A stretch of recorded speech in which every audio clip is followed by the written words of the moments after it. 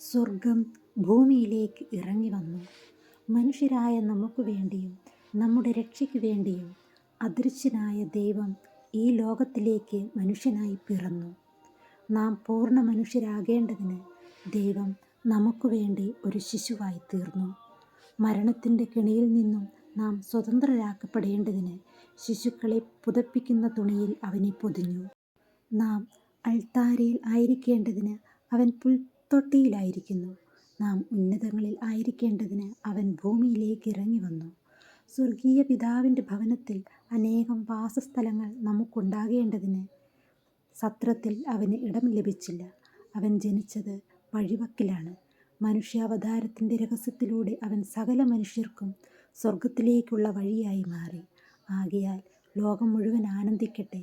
ഒരു ചെറിയ ശിശുവായി നിത്യദൈവം നമുക്ക് വേണ്ടി ജനിച്ചിരിക്കുന്നു.